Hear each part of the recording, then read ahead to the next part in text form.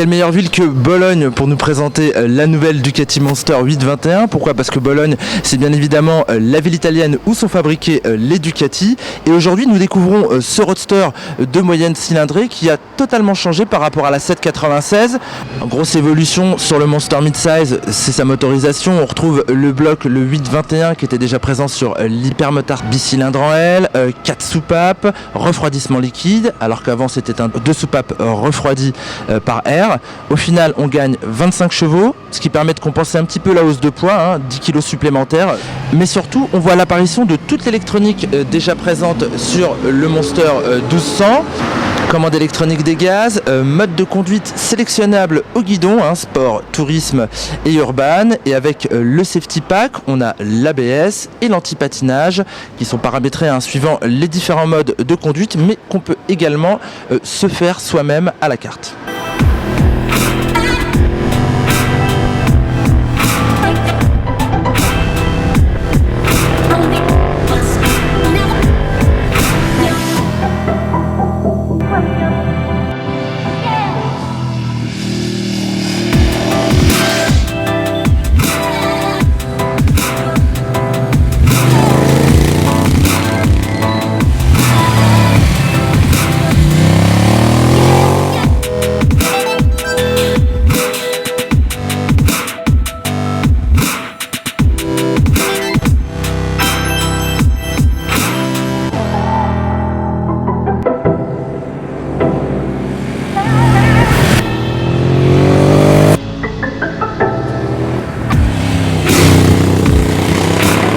Une fois à bord, on retrouve ce qui nous avait séduit sur le Monster 200, à savoir cette position de conduite retravaillée pour assurer plus de confort. On est moins penché sur l'avant qu'auparavant.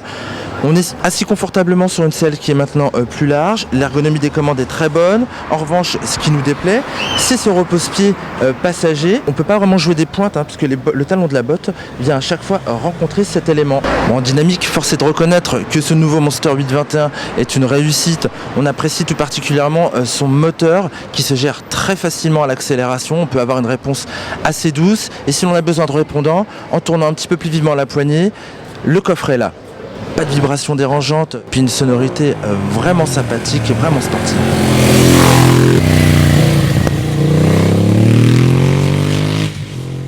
En dynamique, le 821 rassure, on trouve beaucoup de précision.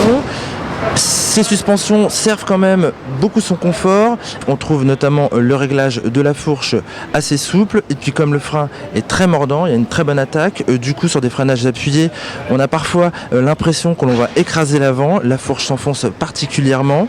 Cela étant, on la trouve assez vive dans les changements d'angle. Petit point négatif sur cette partie-ci, ce serait le feeling du frein arrière. C'est toujours pas ça, comme sur le Monster 200. Donc sur les segments mid-size, ces nouveaux Monster 821 se placent plutôt dans le haut de gamme puisqu'il faut quand même débourser 10 260 € pour la version Dark qui n'a pas de capot de selle. Quant aux versions standard rouge à jante noire et blanche à jante rouge, comptez 10 760 €. Ces belles machines seront disponibles en concession à partir de la mi-juillet. Pour tout connaître sur notre roulage, vous en avez l'habitude, rendez-vous sur motostation.com. À très bientôt.